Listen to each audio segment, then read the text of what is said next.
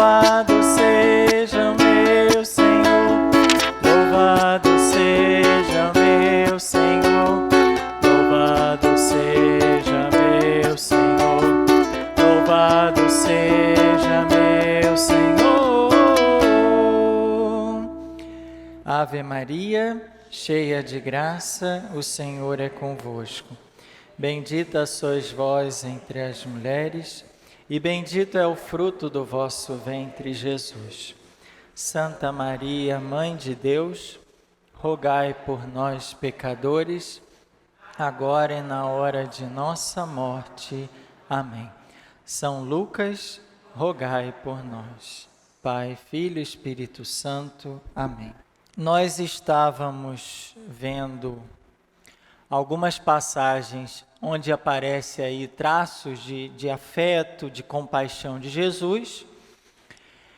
E um outro traço, uma outra característica de Lucas é com relação à importância que ele dá às figuras femininas. Por exemplo, a Elizabeth ou Isabel, né? Santa Isabel ou Santa Elizabeth, que é uma mãe abençoada. Vocês sabem que a esterilidade é quase como um sinal de maldição para o judeu, né? O fato da mulher não poder conceber filhos, né? Era algo que era vergonhoso até e constrangedor e algo assim considerado quase como uma maldição mesmo da parte de Deus. Então, o fato de Isabel ou Elizabeth, né? A Beth aí, ó. Seu nome pode ser Elizabeth ou Isabel, né? É a mesma raiz, né? O nome. Então, ela foi abençoada porque Deus lhe deu um filho na velhice, né? Ela que não podia ter filhos, agora recebeu essa bênção da parte de Deus. Então, quer dizer, o Evangelho, lá, capítulo 1, já começa falando de mulheres que foram muito abençoadas por Deus. Outra, né? A Virgem e Mãe Maria, né? Depois da bênção de Isabel, vocês sabem que foi um período, uma diferença aí de 6 meses de um nascimento para o outro, né? Isabel concebeu 6 meses antes de Maria. Então, Isabel, quando o anjo anuncia, né, o anjo, já é o 6º mês daquela que era considerada estéril. Mas para Deus, nada é impossível, tudo é possível para Deus. A viúva, em 4 figuras, né? A viúva aparece de 4 formas aqui em Lucas, né? Já no capítulo 2 tem viúva no capítulo 2, a partir do 36, que é a profetisa Ana, que ficara viúva e já tinha 84 anos de idade e servia dia e noite no templo, né? Servia dia e noite a Deus com jejuns e orações. Então já aparece uma viúva aqui no capítulo 2, quer dizer, não só mulher, mas uma mulher viúva, quer dizer, que tinha uma condição já bem mas uma condição de necessitada, a viuvez não era uma condição muito legal de se viver, né? Hoje não é, mas naquele tempo pior ainda, né? Onde tinha escassez de recursos,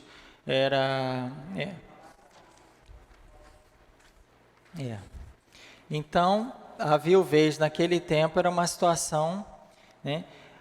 Viúva, órfão e pobre são 3 classes que na Bíblia aparecem como as pessoas que têm mais necessidade, né? De tudo, né? De começar de recursos materiais, mas também de companhia, afeto, enfim. E aqui Lucas apresenta a situação de viuvez lá na profetisa, que era Ana, filha de Fanuel, da tribo de Aser, né? E ele chama ela de profetisa, né? O versículo 36 fala que é uma profetisa, né? É um evangelho bem profético, né? De muitos profetas. Nós temos a viúva que deu só 2 moedinhas, lembra da história? viúva do templo, que deu tudo que tinha, só 2 moedinhas, né? Se não me engano é de lepton, lembra que a gente viu o comparativo das moedinhas, a gente já falou sobre elas. E depois mais 2 viúvas aí que vão aparecer no Evangelho. Também a mulher, a pecadora, de novo, né? Aqui é uma mulher que está lá aos pés de Jesus, colocando perfumes, enxugando com os cabelos, beijando. É uma pecadora, ou seja, é uma mulher. E uma mulher apóstola também, né? Quando Jesus encontra em Lucas, aliás, deixa eu ver aqui, Lucas 8, de 1 a 3. Passagem importante a gente ler e ver como que tinham mulheres apóstolas, ou seja, mulheres missionárias, mulheres enviadas em missão. Depois disso, Jesus percorria cidades e povoados, proclamando e anunciando o evangelho do reino de Deus. E estavam com ele os 12 e também algumas mulheres que tinham sido curadas de maus espíritos e de doenças. Maria, chamada Madalena, de quem haviam saído 7 demônios, tem até uma notinha de rodapé aqui. Esse detalhe fez com que Madalena, na tradição popular, fosse identificada com a pecadora do trecho anterior, né? Na tradição, em algumas vezes, eles ligam essa Maria Madalena àquela traidora que levou perfume, ungiu os pés de Jesus com perfume, que a gente viu na cena lá com o fariseu. Também Joana, mulher de Cusa, alto funcionário de Herodes, Susana e muitas outras mulheres que os ajudavam com seus bens, né? Então eram seguidores de Jesus, discípulos e discípulas, estavam ali seguindo Jesus juntamente com os 12, tinha muitas mulheres seguindo, né? Mulheres de quem Jesus tinha expulsado o demônio, que ajudavam até com seus bens, que era do alto funcionário lá de Herodes, mulher de Cusa, né, um alto funcionário de Herodes, etc. Então a gente vê o evangelho cheio de mulheres, né, e mulheres que são colocadas até como exemplo. Maria como exemplo de fé, né, a pecadora como exemplo da atitude que o cristão deve ter de sempre pedir, né, perdão a Deus, recorrer à sua misericórdia. Da mulheres que seguiam Jesus, da viúva, que foi exemplo de doação, por exemplo, a viúva das 2 moedinhas. Então, tem vários exemplos de mulheres que são colocadas ali como modelo para ser seguido. Essa valorização da mulher chama atenção porque, ao mesmo tempo que Lucas, contemporâneo de Lucas, né, ao mesmo tempo que Lucas escrevia o evangelho dele, na mesma época, vivia Sêneca, que é um filósofo estoico, que escrevia a respeito da mulher. Olha o que Sêneca falava a respeito da mulher.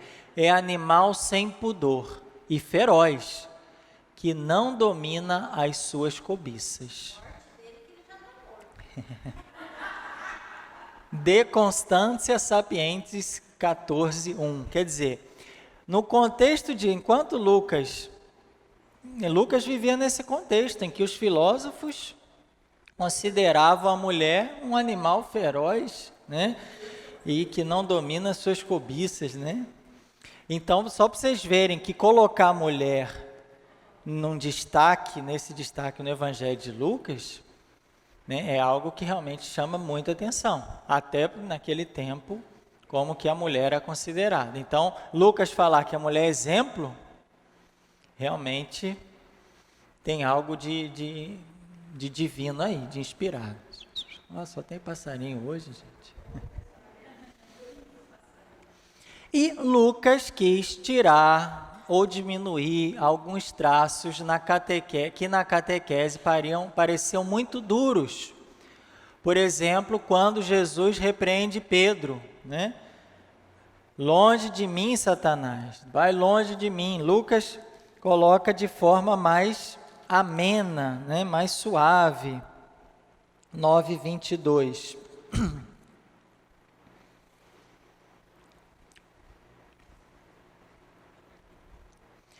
E acrescentou: o Filho do Homem deve sofrer muito, ser rejeitado pelos anciãos, pelos sumos sacerdotes e pelos escribas, ser morto e ao terceiro dia ressuscitar. Quer dizer, não coloca aqui o quê? A repreensão que Jesus faz a Pedro.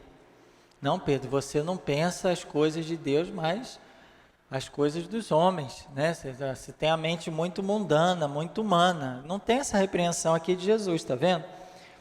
Pedro fala, Jesus, quem vocês dizem que eu sou? Pedro responde, o Cristo de Deus, e depois, não fala para ninguém. E acrescentou, o Filho do Homem deve sofrer muito, ser rejeitado e tal.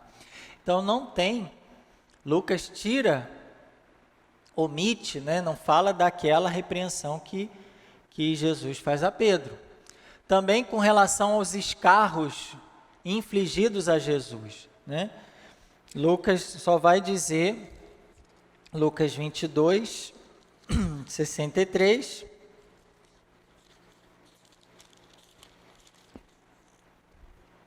os homens que vigiavam Jesus zombavam dele e o espancavam, cobriam seu rosto e o provocavam. Profetiza, quem é que te bateu? De novo chamando ele para profecia, toda hora instigando o profetismo, e o injuriavam de muitos outros modos. A gente sabe que esses modos, um deles é o escarro, o cuspe na face, que é algo assim muito grave, uma ofensa muito grande. E Lucas não coloca essa ofensa, ele deixa outros modos. Aí, né, ele não quer colocar isso no Evangelho porque é uma ofensa muito grande que é feita à pessoa, né? Prefere colocar que espancava Jesus, mas cuspir, escarrar em Jesus, não. Porque é uma ofensa muito grande. Então, ele ameniza um pouco o evangelho dele. Outra coisa, a morte de João Batista, que Lucas traz no capítulo 3, a morte de São João Batista, 3, 19, 20, ele fala só o seguinte, que repreendeu também Herodes, João Batista repreendeu Herodes por viver com Herodíades, a mulher de seu irmão, e por todas as maldades que praticava. Por isso, Herodes acrescentou mais esta, lançou João ao cárcere, colocou João na prisão. Então, por exemplo, Lucas não tem a parte que fala que é apresentada a cabeça de João Batista, né? Naquela dança lá, que ela seduz o pessoal e pode pedir o que quiser, e não, eu quero a cabeça de João Batista. Ele vai lá, tira a cabeça, né? Corta a cabeça, coloca num prato, essa cena assim, né? Macabra um pouco, Lucas deixa de lado, né? Quer amenizar essa situação por parte do leitor. E Lucas faz um resumo da expulsão dos vendilhões do templo, né? Lucas faz uma leve menção, né? De forma resumida, Lucas 19, 45. Depois Jesus entrou no templo e começou a expulsar os que ali estavam vendendo, né? Mas não fala de pegou chicote, né? E deu chicotada, essa parte, né? Fez não sei o que com chicote. Não, esse Lucas só fala que expulsou, né? Como o senhor, por gentileza, poderia se retirar, né? O senhor, por gentileza, teria bondade de retirá-la? Porque ele aqui usou o verbo correto, expulsar, porque expulsar não é, né?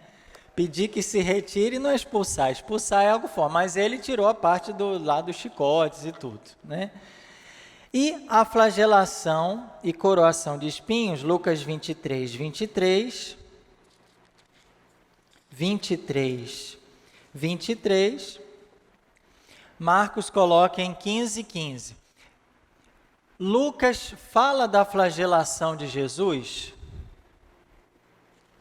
Lucas fala da flagelação de Jesus?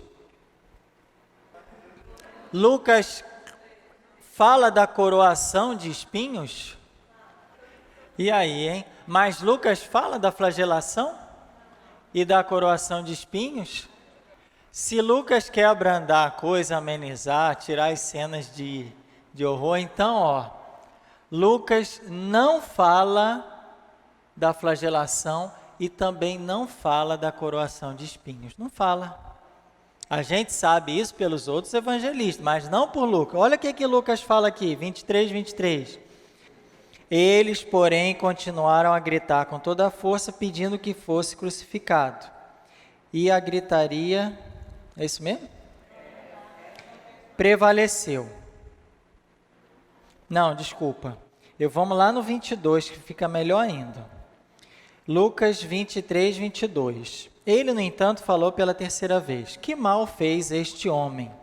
Não encontrei nele nenhum crime que mereça a morte. Portanto, vou castigá-lo e depois o soltarei.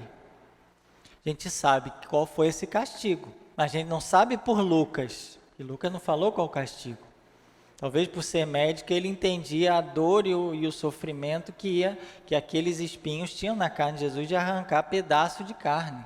E Lucas não queria amenizar a coisa, né? Então, fala de castigo, mas não fala... Sim, mas ele não fala do flagelo. E a gente sabe pelos outros evangelistas e por outras fontes também, né, que Jesus foi flagelado, e também da coroa de espinhos, que apertava aquela coroa na cabeça de Jesus a ponto dos espinhos penetrarem, né, na sua cabeça e começar a sair muito, muito sangue. E a dor terrível. Mas Lucas fala só, foi castigado. Os outros é que falam toda essa cena. Então, Christian, Lucas não falou da flagelação nem da coroação de espinhos, só falou que ele foi castigado, porque ele é um evangelho mais brando, né? Talvez a dor, né, que Lucas sentia só de pensar que o mestre teria sofrido tudo isso, então ele quis diminuir um pouco isso no evangelho dele, né? Tudo bem, gente, até aqui vamos à parte final de Lucas, que é a mensagem de Lucas, a mensagem do evangelho. Qual é a mensagem de Lucas? O que Lucas quer passar para a gente? Nós, teófilos, né? Amigos de Deus, o que Lucas quer passar para a gente com o seu evangelho? Primeira coisa é o seguinte: Mateus apresentava Jesus como o mestre, notável por seus sermões, porque o evangelho de Mateus tem muitos discursos, né? Discurso da montanha, discurso dos missionários, né? Então apresenta muito Jesus como um mestre. Marcos coloca Jesus como um herói, né? Admirável, aquele que está sempre em luta, né? Desde o capítulo 3 de Marcos, Jesus já é ameaçado de morte, e ele nesse constante combate da luta, né, da vida contra a morte. Já Lucas, ele se detém mais nos traços pessoais e delicados da alma de Jesus, né? Ele quer se deter ali, quer ser um pouquinho psicólogo de Jesus, entender o que Jesus está sentindo naquele momento, qual que é o comportamento de Jesus, qual a reação de Jesus diante das pessoas. Então Lucas quer mostrar mais isso, essa personalidade de Jesus, essa delicadeza da alma de Jesus, que faz do terceiro evangelho um alimento substancioso da vida espiritual, né? Então é o evangelho que fala que Jesus chorou, Jesus estava cheio de compaixão. Então são esses traços que são trazidos por Lucas. E agora, hein? Um menininho chegou. Oi? Alguma pergunta? Bom, se vocês não têm pergunta, eu tenho. Jesus curou uma mulher na sinagoga que andava encurvada há quanto tempo? 18 anos, 14 anos ou 12 anos? 14, alguém com 14 não, né? Só 18 e 12. Então vamos lá, está em Lucas 13, gente. Está em Lucas 13. Hã? Ainda dá tempo, hein? 5, 4, 3, 2, 1. 18, versículo? Qual versículo? 11, muito bem. Então, resposta certa, letra A. 18 anos, nossa, imagina, 18 anos encurvado, hein? Lucas 13, 11. Qual é a mensagem de Lucas? Lucas é o evangelho da salvação e da misericórdia. Quando a gente olha a genealogia de Jesus em Lucas, capítulo 3, Jesus é apresentado não apenas como filho de Abraão e filho de Davi, né? Mateus coloca muito a genealogia de Jesus a partir de Abraão. A gente for olhar Mateus 1, recordando um pouquinho o evangelho. Olha lá, começa. Origem de Jesus Cristo, filho de Davi, filho de Abraão. Então, a origem de Jesus começa para Mateus, em Abraão. Lucas começa a origem de Jesus não a partir de Abraão, mas a partir de, olha lá, Jesus, aliás, Lucas começa de trás para frente, né? Então fala, Jesus, filho de José, de Eli, de Matate, Levi, Melqui, taranana, e termina como filho de Adão, filho de Deus. Finalzinho do versículo 37, 3:37. Então, na genealogia de Lucas, Jesus é apresentado não só como filho de Abraão e de Davi, mas como filho de Adão. Exatamente. O Adão que está falando aqui é Adão e Eva, só que o meu aqui é 37. Por que ele colocou 38? 3:38. A versão aqui da Bíblia da CNBB.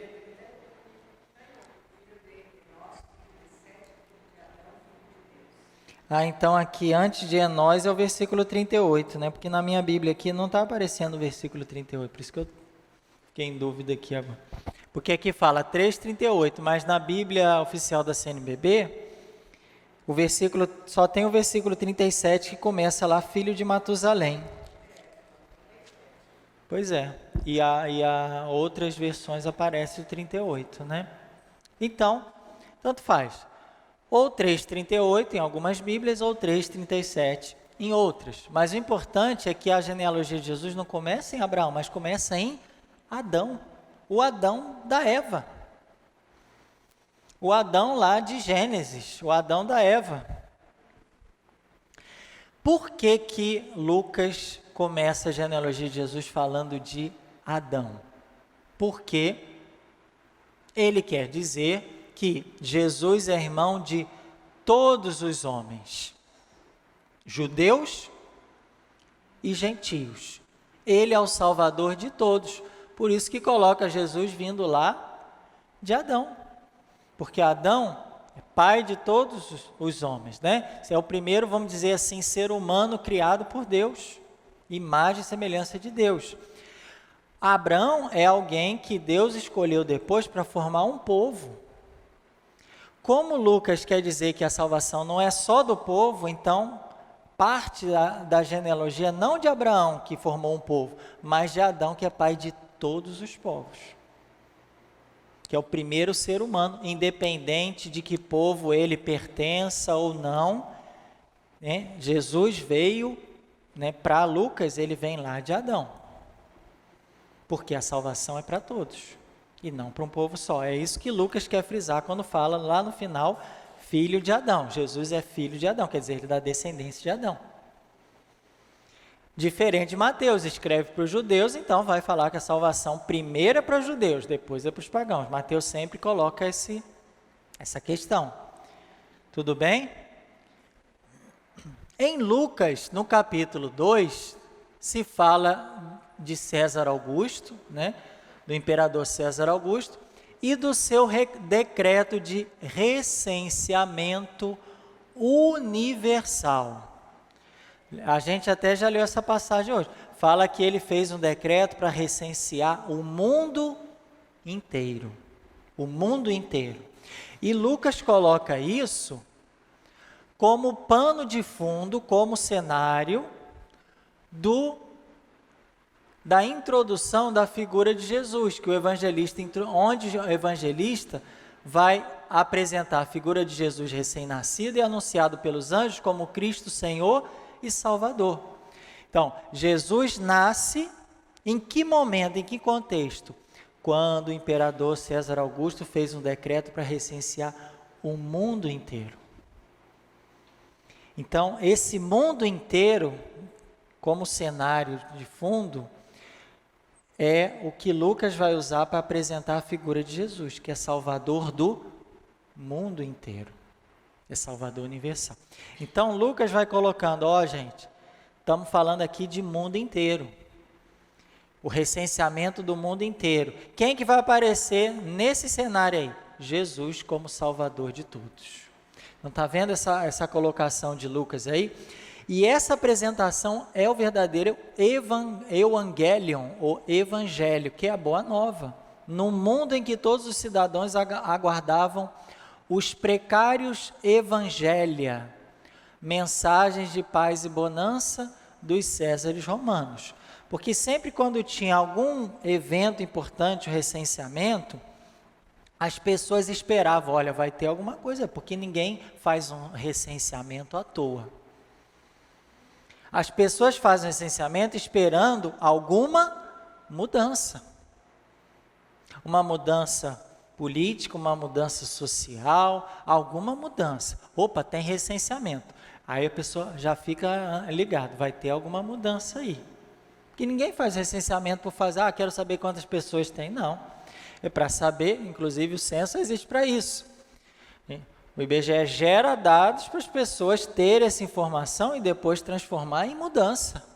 Olha, tem muita gente precisando disso, está faltando aquilo, isso aqui está bom, não precisa mudar. Mas esse recenseamento, as pessoas já ficavam, opa, vai ter mudança aí. Vai ter boa nova aí. Então, as pessoas esperavam algum evangelho, alguma boa nova. Só que são boas novas passageiras, precárias, só política e social, quer dizer, são mudanças do nosso mundo, não são mudanças definitivas, como o Evangelho quer ser. O Evangelho é uma boa nova diferente das outras boas novas, né?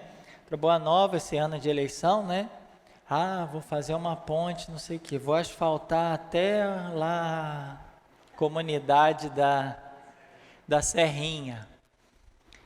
É boa nova? Se alguém falar é boa nova isso, é uma boa nova, não é? Não é uma boa notícia? O Plínio não vai gostar, a comunidade Serrinha não vai agradecer, e muito. Mas, diante da boa nova, que é o Evangelho da Salvação, é uma boa nova pequena, precária, passageira, né? Agora, o Evangelho é uma boa nova de salvação que transforma dentro e fora a humanidade inteira. É uma salvação que é para todos, é diferente, é uma salvação que é para sempre. O asfalto, se fizerem ali na Serrinha, daqui a alguns anos vai precisar reformar. A salvação é para sempre, né? A aliança que Deus fez a última, a única e eterna aliança, é para sempre.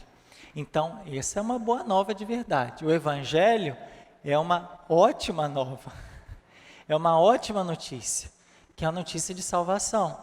Então, enquanto o pessoal estava esperando, olha, vai ter recenseamento, alguma coisa vai mudar aí, será que vai sair dessa vez asfalto na Serrinha, né? É como se fosse tipo uma eleição para a gente, né? Vai ter eleição, se bem que a gente já está muito calejado e não tem muita esperança, né? Mas vai que o Plínio se candidata.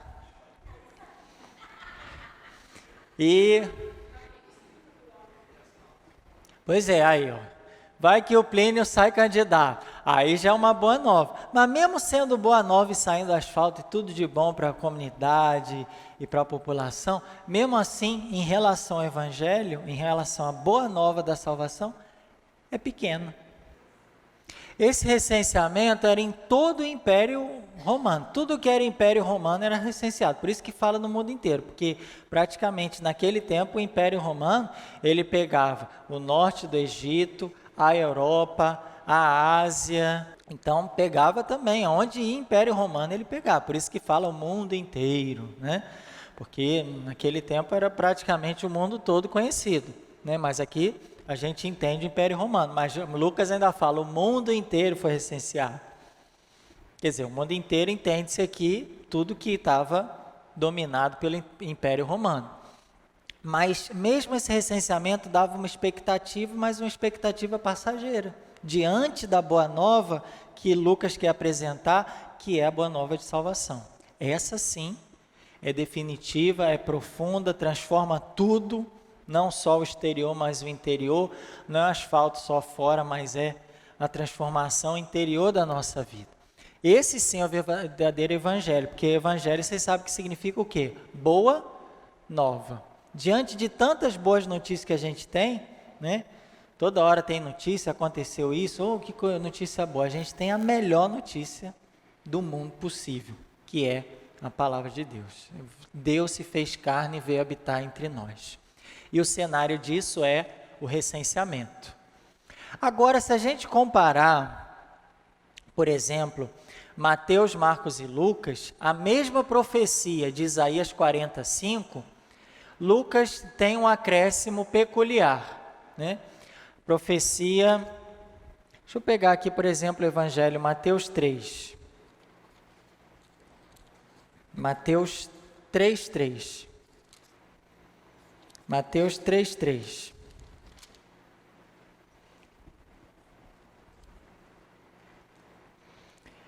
Diz o seguinte: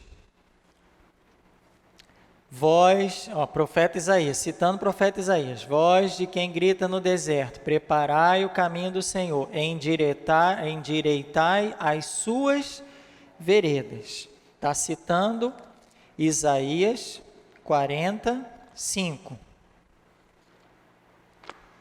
Deixa eu até abrir Isaías aqui, 45.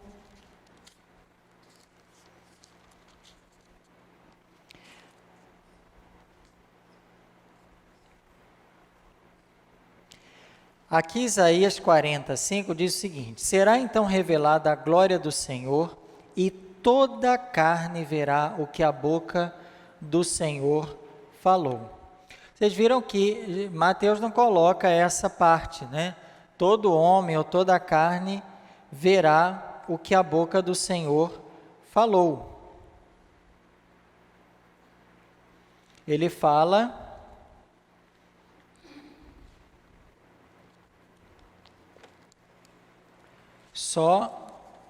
ele frisa mais a parte, preparai os caminhos do Senhor, endireitai as suas veredas, que está lá no 40, versículo 3. Preparai no deserto o caminho do Senhor. Isaías 43 fala dessa profecia, preparai o caminho do Senhor. Mas o versículo, e Mateus coloca isso, falando de quem? Quem está preparando o caminho do Senhor? Quem? Quem? JB. João Batista. Mateus, ele liga essa profecia à figura de João Batista preparando o caminho do Senhor. Mas ele fala o quê? Preparai no deserto o caminho do Senhor. Ele cita o versículo 3. Marcos também. Lucas, ele faz um acréscimo dessa profecia, citando o versículo 5. E toda a carne será então revelada a glória do Senhor, e toda a carne verá o que a boca do Senhor falou, que é o que Lucas vai citar, Lucas capítulo 3, versículo 4 a 6. Lucas não fala só que João Batista vai preparar os caminhos do Senhor, Mas Lucas faz questão de citar a continuação dessa profecia. Olha lá, voz de Deus que clama no deserto, preparai o caminho do Senhor, endireitai suas veredas, todo vale será aterrado, toda montanha e colina serão rebaixadas, e as vias tortuosas serão endireitadas, e os caminhos acidentados aplainados. Olha o versículo 6 aí. E todos verão a salvação que vem de Deus. Então, todos. Significa que é judeus só? Não. É só um grupo escolhido? Não, são todos. Por que que Lucas frisa isso? Para dizer que a mensagem de salvação, ela é universal, é para todos. Então, Lucas coloca essa mensagem de salvação como mensagem de salvação universal. Quem que é esse aqui, gente? É a obra de quem? Está lá em Minas Gerais, o grande escultor brasileiro, Aleijadinho, né? Esse aqui é o profeta Isaías. Vou abrir a cortina aqui. Peraí, ok. O Salvador de todos, ele também veio trazer o perdão para todos. É o que Lucas quer frisar em 15. A salvação vem com o perdão de Deus. E Lucas, no capítulo 15, coloca 3 parábolas concatenadas, né, ligadas entre si, afirmando a condescendência de Deus. Elas estão ligadas. E sempre no final de cada parábola, Lucas 15, as parábolas da misericórdia, Lucas coloca um refrão, o mesmo refrão. Então a gente vê lá, por exemplo, Lucas 15, versículo 7. Eu vos digo, assim haverá no céu alegria por um só pecador que se arrepende, mais do que por 99 justos que não precisam de arrependimento. Isso ele falou depois da parábola da... Qual a primeira parábola aí? Lucas 15. Ovelha perdida. Aí veio o refrão. Aí ele conta outra parábola. Aí agora não é ovelha mais, é moeda perdida. E qual o refrão? Versículo 10. Assim eu vos digo, haverá alegria entre os anjos de Deus por um só pecador que se arrepende. Olha o mesmo refrão. E depois, no final da parábola do Pai misericordioso, né? O filho pródigo, versículo 24. Aliás, o 24 fala de uma festa, de uma alegria, porque quando o filho volta, o que ele faz? Ô filho, vai ficar de castigo agora, você vai apanhar, você vai ficar de castigo porque você saiu de casa, vai aprender. Não, o filho já aprendeu a lição, agora é fazer festa. E começar a festa com muita alegria. E o versículo 32, mas era preciso festejar e alegrar-nos, porque este teu irmão estava morto e tornou a viver, estava perdido e foi encontrado. É alegria no céu, é alegria no céu por um pecador que volta. E Lucas vai frisando esse refrão, né? Vai trabalhando esse refrão até o refrão virar a própria parábola, né? A própria alegria acontece lá na parábola. Jesus dá exemplo de perdão na pecadora agraciada, que a gente já viu. A mulher encurvada, Jesus mostra o perdão também para ela. Para Zaqueu, o publicano, né, que depois foi na casa dele, ele falou, Senhor, se eu roubei alguém, eu vou devolver 4 vezes mais, e mostrou arrependimento, e Jesus fala, hoje a salvação entrou nessa casa. E Jesus mostra também o perdão na cruz, para quem? Né? Para o bom ladrão, que estava lá, para nós, né? E para aqueles também que estavam crucificando Jesus, espancando Jesus, batendo, cuspindo, quando dizia, Pai, perdoai-lhes, eles não sabem o que fazem. Né? Inclusive, das frases de Jesus, um dos testamentos que Jesus nos deixa, né? Uma das frases que Jesus fala no alto da cruz, Pai, perdoa-lhes, eles não sabem o que fazem. O episódio da figueira amaldiçoada, que Marcos traz, né, a figueira que foi amaldiçoada, Mateus também traz a maldição da figueira, ele narra o episódio em que a figueira é objeto de misericórdia, né? Ao invés de amaldiçoar a figueira, o que Jesus fala? Não, calma, vamos preparar mais. Olha o que Lucas fala, Lucas 13, a partir do versículo 6. Jesus contou-lhe essa parábola. Quer dizer, o episódio da figueira, é uma coisa que aconteceu. Lá em Marcos e Mateus, fala que Jesus passou e a figueira não tinha fruto nenhum. E ela foi amaldiçoada. O que Lucas faz? Ele transforma esse episódio numa parábola e ele fala o seguinte, Jesus contou essa parábola. Certo homem tinha uma figueira plantada na sua vinha e foi lá procurar figos, mas não encontrou. Então disse ao agricultor: já faz 3 anos que venho procurando figos nessa figueira e nada encontro. Corta, para que ela ocupa inutilmente o terreno? Ele, porém, respondeu: Senhor, deixa ainda este ano, vou cavar em volta e pôr adubo, pode ser que venha dar fruto, caso contrário, tu a cortarás. Quer dizer, o episódio que Jesus tinha visto a figueira amaldiçoado, Lucas transforma numa parábola para quê? Para que até a figueira também seja objeto da misericórdia de Deus, da paciência de Deus, porque a figueira também somos nós, né? Não dei fruto o ano passado, né? Tentei, ralei, fui por aqui, não tive fruto. Calma, Deus vai podar, vai preparar esse ano, vamos cavar mais, né? Vamos cavar mais, vamos preparar melhor, vamos colocar adubo. Esse ano a gente dá fruto. Se a gente está começando assim 2020, o final vai ser cheio de folhas, flores e frutos. Mas a gente tem que trabalhar também. E Deus está trabalhando através da sua misericórdia. E São Lucas até foi chamado de o escritor da mansidão de Cristo, né?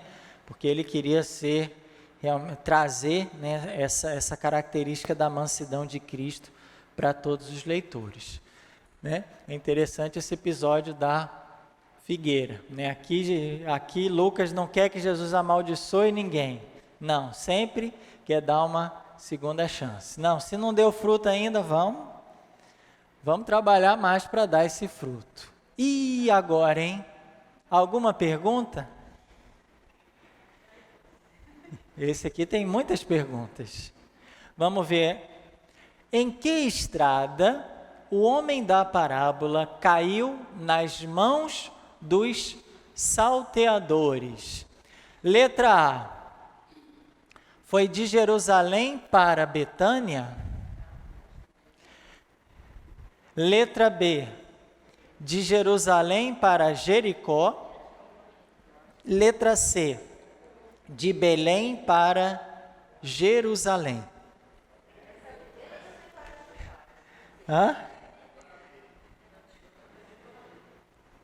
Quem acha que é a A, levanta a mão. Letra A. Quem ia levantar já não vai levantar, ninguém levanta. Quem acha que é letra B, levanta a mão. Já tem um grupo. Letra C, de Belém para Jerusalém. Tem 2 ali que estão firmes na letra C. Lucas capítulo 10 tem a resposta. Lucas capítulo 10 tem a resposta.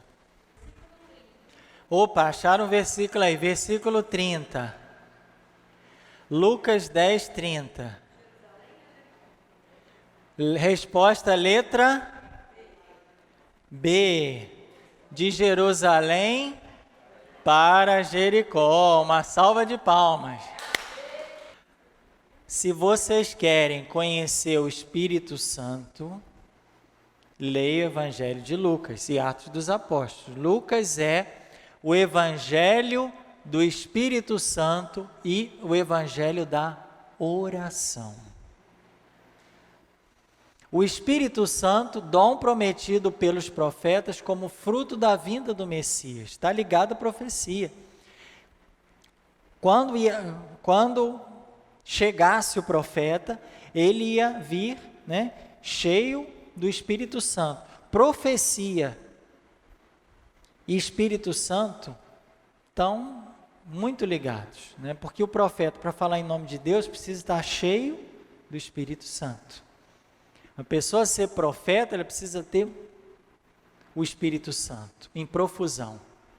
Então, o Espírito Santo era esse dom prometido pelos profetas como fruto da vinda do Messias. Quando o Messias viesse, ele ia trazer também o Espírito Santo. Em todo o terceiro evangelho é enfatizada a ação do Espírito Santo. Lucas capítulo 1.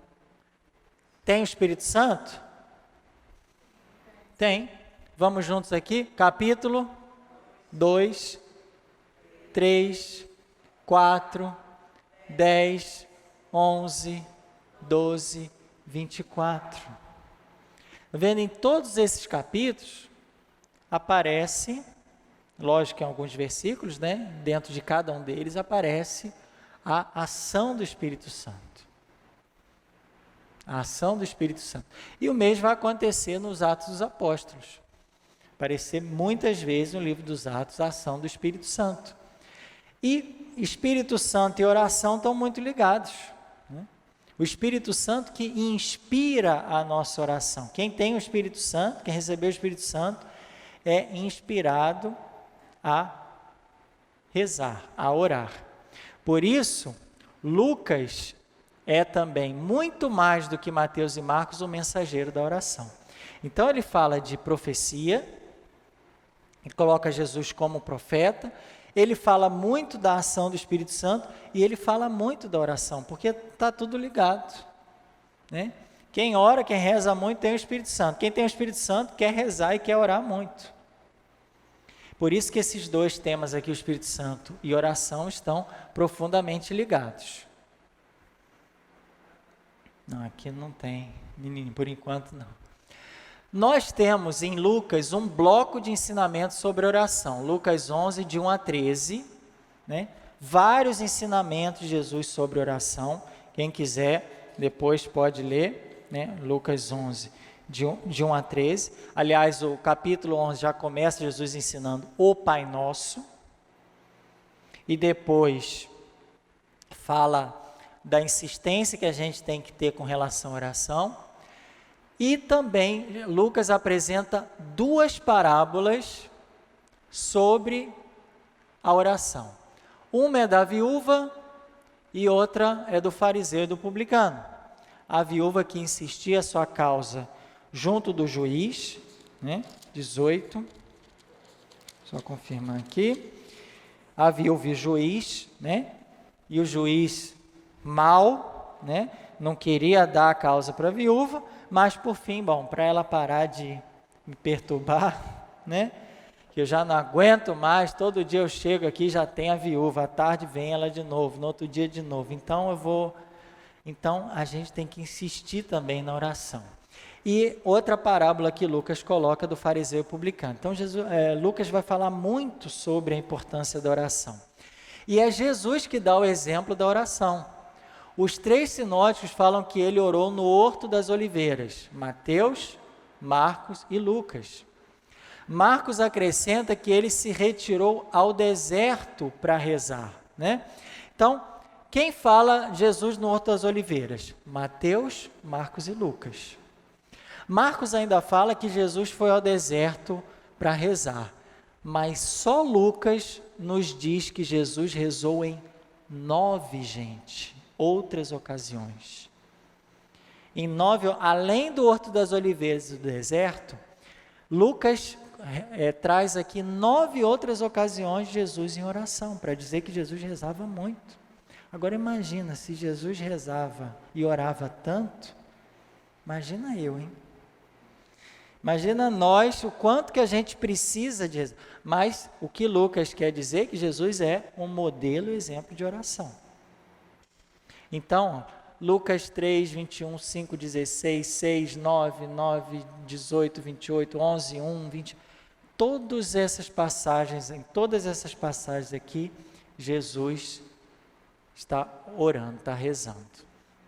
E Lucas coloca Jesus como modelo de oração. O que falta para a gente começar a rezar, né?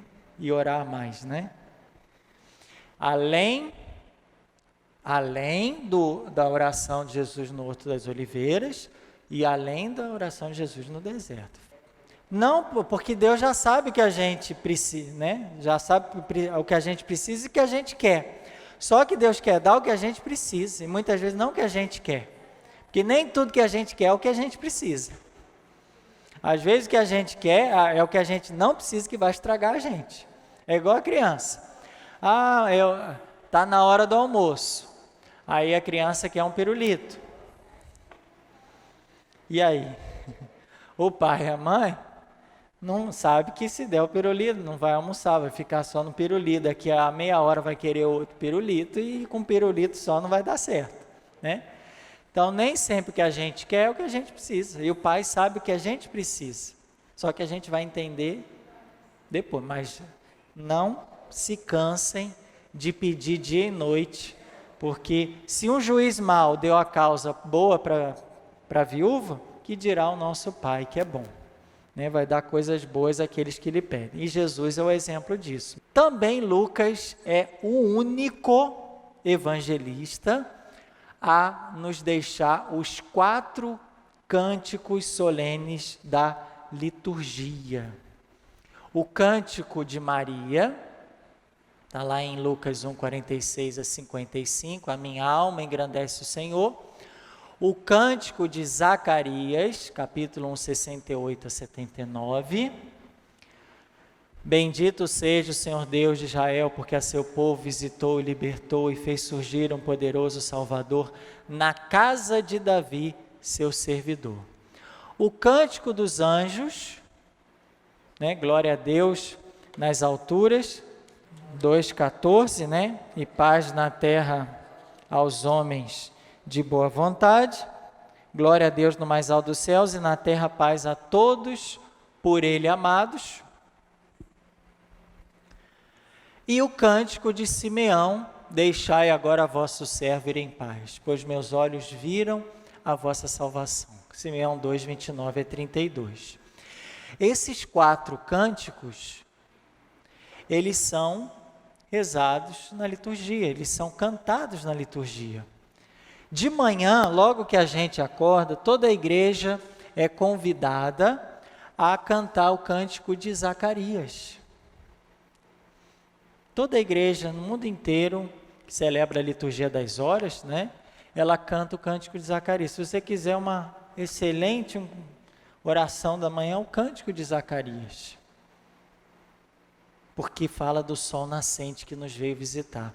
Então ele faz aquela ligação do sol nascente, do início do dia, com o nosso sol nascente, a nossa luz que é Jesus, o nosso sol que é Jesus. Ele é a luz divina que veio visitar a humanidade, que veio iluminar a nossa vida. Então, uma oração da manhã, né, o cântico que a gente faz de manhã, o Zacarias. E à tarde? Oi? À tarde a gente canta o cântico de Maria. A minha alma engrandece o Senhor. Pois e exulta o meu espírito em Deus, meu Salvador. Né? Quando o sol vai se pondo, a gente vai cantando com Maria, né? O cântico de Maria. À noite, a gente canta o cântico de Simeão. Por quê? Porque Simeão fala, né? Pega Jesus nos braços e fala: agora, Senhor, pode deixar vosso servo ir em paz, porque meus olhos viram a vossa salvação. Quando que a gente vê a salvação? É durante o dia a oportunidade de a gente ver a salvação. É aqui, né, quando a gente sair daqui. São tantas formas, durante o dia a gente vê a salvação. E durante a noite é o tempo que a gente fica ali, né, inconsciente, porque o sono, de alguma forma, ele é um prelúdio da morte, né, é um pouquinho a experiência de morte que a gente vive à noite, porque a gente sai, né, fica inconsciente. A gente perde a consciência. Então, o sono, durante o dia é para a gente viver essa experiência de Deus. É para a gente pegar o menino Jesus, ver Jesus nas pessoas, na palavra, na oração, e à noite cantar com Simeão: Senhor, agora posso ir em paz, porque hoje eu vi a vossa salvação, hoje eu experimentei, hoje eu estava lá no curso, no meu trabalho, eu consegui experimentar a sua presença na minha vida, agora eu posso dormir em paz, né? E bonito isso, né? A igreja de manhã com Zacarias, nesse cântico, o cântico da tarde com Maria e à noite com Simeão. E os anjos? Onde é que a gente canta na liturgia? Porque são cantos litúrgicos, são cantos que a liturgia assumiu. Onde que na liturgia a gente canta esse glória a Deus nas alturas? E na missa, né? Por exemplo, na missa de domingo a gente canta, todo domingo a gente canta o glória, agora na quaresma não, né? Mas por quê? Porque a gente está segurando glória, né? Para prorromper num grande glória na Páscoa, na ressurreição de Jesus, né? Mas normalmente todo domingo a gente canta. E também no Natal, né? Que é um glória que tem é enriquecido pelo tempo litúrgico do Natal, quando os anjos estão lá diante de Jesus cantando glória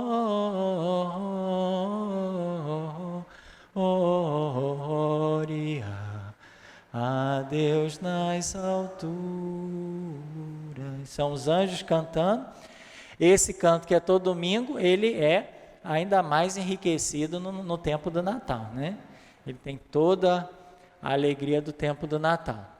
Tudo bem então, gente? Então de manhã qual que a gente vai cantar? À tarde. À noite.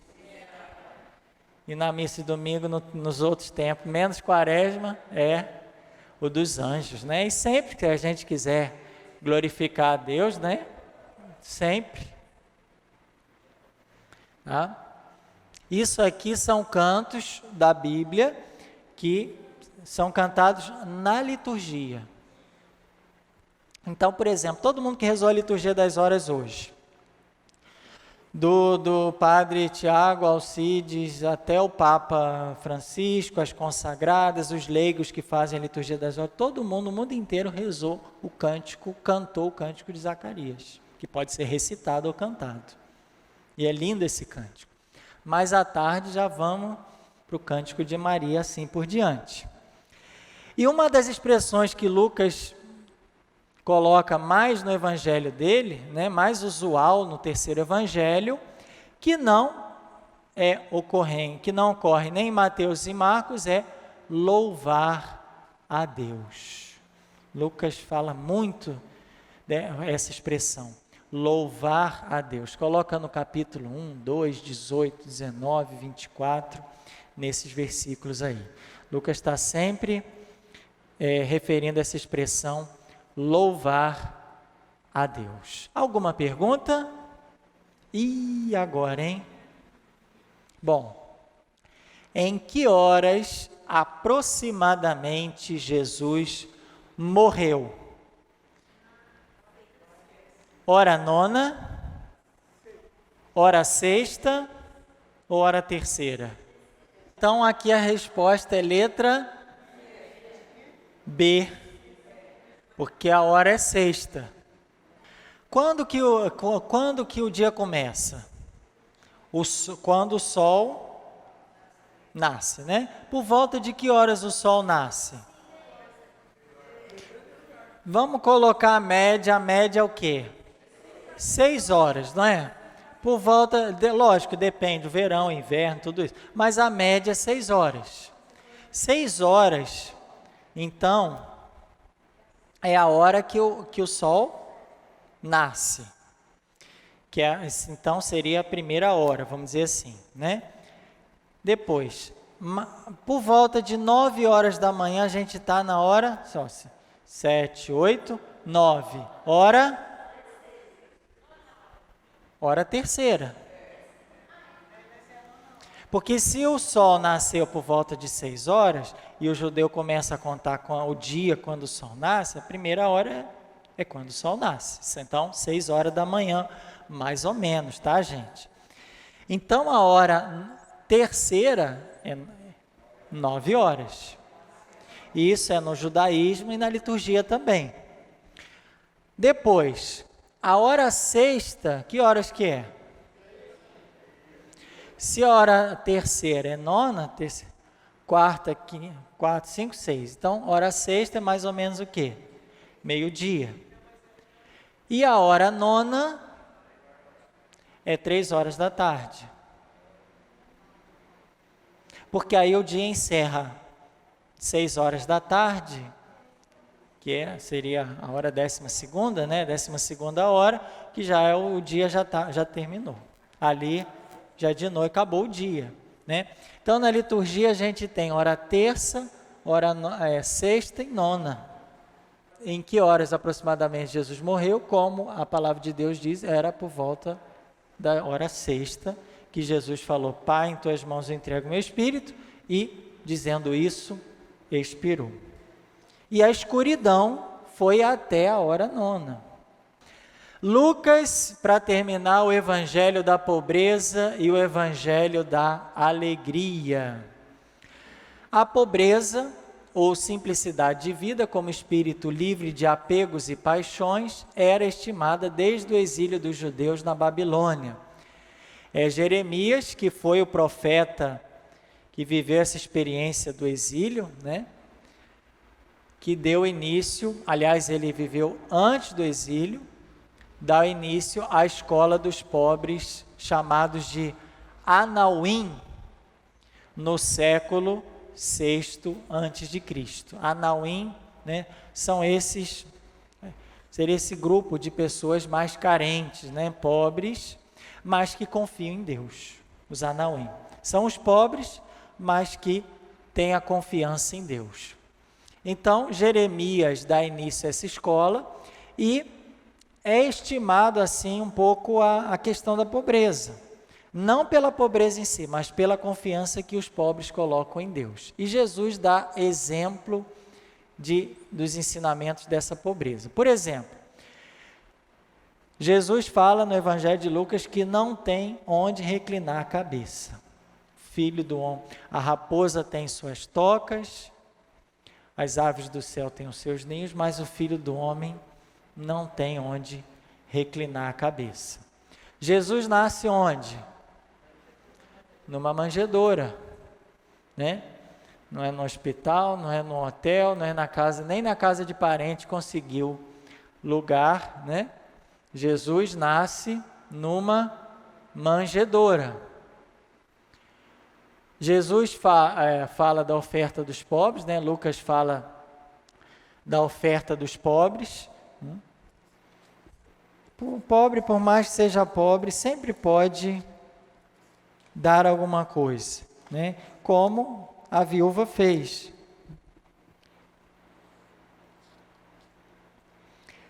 José e Maria eram pobres, né? E eles tinham que oferecer um sacrifício e ofereceram, né, um par de 2 pombinhos, que era a oferta das pessoas que tinham menos condição. Quem tinha mais condição comprava, né, um cabrito, um cordeiro, um animal de um porte maior. Quem tinha menos condição era um par de pombinhos, que foi José e Maria. Eles eram pobres e por isso eles ofereceram, quando completou a purificação, né, segundo a lei de Moisés, foram apresentar Jesus no templo e tinham que oferecer um sacrifício. Na apresentação do Senhor, ofereciam um sacrifício. E eles ofereceram 2 pombinhos. Nós temos aqui também o nascimento de Jesus é anunciado aos pastores, que é uma classe de trabalhadores daquele tempo bem pobre, né? Eram trabalhadores bem simples, eram pessoas muito simples, muito pobres. E a esse que Jesus foi anunciar. Quando são proclamadas as bem-aventuranças, Jesus, em Lucas 6, se refere a algumas situações de desconforto, né? Lucas 6, 24, aliás, Lucas 6, de 20 a 24, as bem-aventuranças em Lucas fala, bem-aventurados os pobres, olha lá. Só que não fala pobre em espírito, fala pobre. Que em outros evangelhos vai aparecer, bem-aventurados os pobres em espírito, né? Mateus, por exemplo. Lucas não, fala os pobres. Ele destaca a pobreza em si. Bem-aventurado vós que agora passais fome, né? O outro evangelho fala, quem tem fome e sede de justiça, é uma fome de justiça. Não, aqui é quem está passando fome mesmo. Situação de fome material. Bem-aventurado vocês que estão chorando e bem-aventurado quando vos odiarem, né? Quando vos perseguirem. Então, Lucas fala de situações materiais, de pobreza, de fome, de pranto e de perseguição. Em Mateus, as bem-aventuranças falam de atitudes interiores, né? Então, quem tem fome e sede de justiça, quem, né, é pobre em espírito, né? Mateus traz aqui mais atitudes interiores. Lucas não, fala de coisa que está exterior mesmo, material, né? Quem tem pobreza, quem é pobre, quem está com fome, quem, né, chora, quem é perseguido, né? São coisas materiais, são coisas palpáveis. E Jesus acentua a importância do exterior pobre, indispensável para que a virtude possa florescer. E São Lucas foi arauto desse aspecto das bem-aventuranças. Por quê? Jesus nasce na manjedoura. Jesus fala que não tem onde reclinar a cabeça. Então, Lucas vai ser portador um pouquinho dessa mensagem também. Não só de uma pobreza espiritual, interior, mas de uma pobreza real. Felizes são os pobres, porque deles é o reino dos céus, né? Mateus quis mostrar que o exterior, a pobreza e a fome, nada vale se não é vivificado por virtudes, que é a pobreza de coração e a fome e sede de justiça. Quer dizer, não é que Mateus despreza a pobreza material, mas ele fala, não adianta nada a pessoa ser pobre e ter um coração de rico, ser apegado. Ah, a pessoa é pobre lá, só tem um relógio, né? Mas é tão apegado naquele relógio, que então não vive a pobreza interior. Não é que Mateus nega a pobreza exterior, mas Mateus fala, não adianta nada ser pobre exteriormente, se dentro é mais rico que os ricos. Às vezes o rico é desapegado de tudo e aquele pobrezinho é tão, não, isso aqui é meu, isso aqui ninguém, não, isso aqui é, né? E às vezes é um pobre que é muito apegado, né? E aí não adianta nada para Mateus. Lucas não, ele só fala da pobreza em geral, mas Mateus quer ressaltar isso, que não adianta a pessoa ser pobre fora e rica dentro, né? Ou seja, ser uma pessoa apegada, ser uma pessoa mesquinha, ser uma pessoa que tem muita cobiça dentro do coração e é pobre fora. Mas o que adianta? A pessoa só pensa no dinheiro, dinheiro, dinheiro. Fulano é pobre, mas de 24 horas pensando em dinheiro, dinheiro, dinheiro. Então, não adiantou nada, né? Lucas fala de 3 parábolas de uma perspectiva, vamos dizer assim, sapiencial, né? Nós temos aí Lucas 12, Lucas 16, de 1 a 9 e 19 a 31, né? Essa aqui, Lucas 12, que eu frisei, Lucas 12, 16, é aquela parábola do rico insensato. A terra de homem rico deu uma grande colheita, e ele ponderava consigo mesmo, que vou fazer? Não tenho onde guardar minha colheita. Então resolveu, já sei o que vou fazer. Vou derrubar meus celeiros e construir maiores, neles vou guardar todo o meu trigo junto com meus bens. Então direi a mim mesmo, minha alma, tens uma boa reserva para muitos anos, descansa, come, bebe, diverte-te. Deus, porém, lhe disse, insensato, ainda nesta noite vão tomar a tua vida. E o que acumulaste, para quem será? Assim acontece a quem ajunta tesouros para si mesmo, mas não se torna rico diante de Deus, né? Então, o que vale é ser rico, não para si mesmo, não para esse mundo, mas ser rico diante de Deus. Então aqui é uma dessas parábolas, né? Aqui nós temos, enfim, imagem, né? Outra parábola, que é do rico e de quem? Que estava ali com os cachorros lambendo as feridas, Lázaro, né? Depois um vai para junto de Abraão, Lázaro, e o outro vai para o fogo do inferno, né? E aí tem um abismo entre os dois. Aqui que é importante a gente decidir, escolher o lado aqui, porque depois não dá para ficar trocando. Ah, senhor, está muito quente aqui, deixa eu ir para cima tomar um vento. Os bens materiais só merecem a estima do cristão se são capazes de levar a vida eterna. Usar os bens materiais para levar para a vida eterna, porque os bens vai ficar, gente, tudo vai ficar. A gente não vai levar nada. Então, para que acumular, sendo que depois... Então, vamos usá-los em vista da vida eterna. Vamos fazer um investimento, sempre eu falo, investimento para o futuro mesmo. E tem muito, né, tem muita gente que fala, não, o que você quer ser daqui a 10 anos? Faça um investimento, né? Mas o que é 10 anos para a gente? O que é 10 anos para a nossa vida que vai durar aí, o quê? 80, 90, 100? Quando muito. Se a gente tem um investimento muito maior a fazer, porque a gente tem pela frente a vida eterna, né? Os coaches, o pessoal que fala, não, você tem que, vamos trabalhar, porque daqui a 10 anos você tem que chegar aqui, quais são os seus objetivos daqui a 20 anos, daqui a 30 anos. Gente, a gente tem que pensar nos objetivos daqui a 200 anos, daqui a 500 anos, daqui a 1000 anos. Onde que a gente quer estar daqui a 200 anos? Daqui a 500 anos. Esse é o investimento que realmente vale a pena. Porque a vida aqui, gente, passa rápido.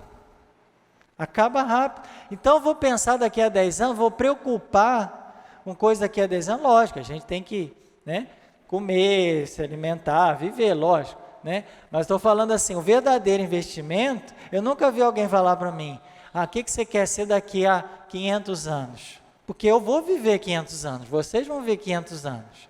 Não aqui, nessa vida desse jeito, mas a gente vai viver 1000 anos, 3000 anos. O que você quer ser daqui, onde você quer estar daqui a 3000 anos? Então, a gente tem que ser um pouquinho coach a longo prazo e não a curto prazo, porque a curto prazo vai embora, né? Tem que ser um coach, né? Pensar assim nos investimentos, no que a gente está planejando, não daqui a 10, 20 anos, porque daqui a 10, 20 anos já foi. E daqui a 200 anos? O que você quer ser? Onde que você quer estar? Né? Com quem? Fazendo o quê? E você está fazendo esse investimento, porque investimento também a gente faz nessa vida. E ele passa. Então, o verdadeiro investimento não é, o que eu vou fazer? Peraí, acho que eu vou comprar um terreno ali, eu vou comprar, acho que é uma casa ali, porque ali vai valorizar daqui a 10 anos, 20 anos, tudo bem. Mas não esqueça, fazendo investimento, isso, mas não esqueça do investimento verdadeiro da sua vida. Daqui a 500 anos. Porque daqui a 10 anos vai passar. E a gente tem que se preocupar mais com o investimento daqui a 500 anos do que daqui a 10 anos. Porque daqui a 10 anos vai passar rápido. E daqui a 100, 200, 300, 400, 1000, 2000, 10.000 anos, 100.000 anos. Gente, é muita vida que tem pela frente. Só que eu não vejo as pessoas, entre aspas, investirem nessa vida. Elas estão investindo nesta vida aqui que passa rápido, e esquecendo a outra vida que é para sempre. E qual casa vocês estão construindo? Não é casa própria mesmo? É lá em cima no céu. O que vocês estão construindo essa casa própria, esse investimento próprio no céu? Porque essas vocês vão morar para sempre. Essa aqui vocês vão deixar para filho, para neto, para parente, para vizinho, sei lá para quem, mas essa vai ficar. E a outra que vocês vão morar para sempre. Vocês já pararam para pensar? Que material que vocês estão mandando? Com boas obras, com oração, com a ajuda, né, do próximo, né, de amor a Deus. fazendo obras de misericórdia, né? Cuidando daquele que está precisando, visitando Jesus no hospital, no cárcere, enfim. É esse investimento que a gente tem que fazer. E esse é para sempre. Esse não vai durar 10, 20, 100 anos. Né? Esse vai ser muito tempo. E a gente às vezes está preocupado com investimentos aqui. E esquece no outro lado da vida que é para sempre. Né? E as pessoas muitas vezes... Então é isso que Lucas está querendo dizer. Os bens materiais têm que ser um trampolim para eu chegar na vida eterna. E não me prender aqui, porque aqui passa. E lá não passa. Né? Por isso que essas parábolas são importantes para a gente pensar. Né? Será que eu sou o rico ou eu sou o Lázaro? Será que eu sou aquele homem que só está pensando em acumular? O que eu vou fazer? Nossa, esse ano rendeu, vou acumular. Mas o que é isso? Se hoje mesmo pode ser pedido a sua vida. Hoje, amanhã, daqui a 10, 20 anos, mas é muito pouco. O fio de vida que a gente tem aqui é muito curto. Agora, o fio depois dessa vida, ele vai sem fim. E nós temos aí, Lucas apresentando de novo, mulheres generosas, que a gente já viu essa passagem, que elas ajudavam Jesus discípulo com seus bens, e também o Zaqueu, como aqueles que sabem fazer o bom uso dos seus bens. Senhor, se eu roubei alguém, eu vou dar 4 vezes, e eu vou dar os meus bens a quem precisa. Né? Lucas 19, versículo 8 seguinte. 19, 8, né? Senhor, vou dar metade dos meus bens aos pobres. Pronto, já fez investimento. Metade dos bens dele, ele já investiu numa casa que ele vai ter para sempre, numa morada que ele vai ter para sempre. O resto vai ser coisas que ele vai ter que comer aqui e tal. Mas ele fez investimento alto aqui, porque ele também era muito rico. Então ele já, metade eu vou investir lá para cima, a outra eu vou me virando aqui, né? Então ele faz esse investimento. Lucas é o evangelista da alegria, né? Tenhamos em vista os cânticos de Maria, de Zacarias, de Simeão, a mensagem dos anjos ao pastor. Sempre alegria, a minha alma engrandece o Senhor. E exultar o Espírito, quer dizer, o meu Espírito se alegra em Deus, meu Salvador. Né? Senhor, pode deixar a vossa serva em paz, meus olhos viram a vossa salvação que preparaste ante a face das nações. Então são cantos cheios de alegria, e o livro se encerra com a alegria dos apóstolos que aguardavam o Espírito prometido. Eles estavam lá, o último capítulo de Lucas, 24, 52, fala que eles voltaram para Jerusalém com grande alegria. Então, o Evangelho termina falando dessa alegria. Estava cheio de alegria, esperando o Espírito Santo. E com isso, nós encerramos o Evangelho de Lucas com chave de ouro e com muita alegria, porque o bonequinho aqui falou, gente, tá bom por hoje. Senhor, nós queremos te agradecer por esse dia de ensinamento, onde nós estivemos estudando a sua palavra, para que, compreendendo melhor a sua mensagem, possamos vivê-la. Glória ao Pai, e ao Filho, e ao Espírito Santo, como era no princípio, agora e sempre. Amém. Pai, do Filho e do Espírito Santo.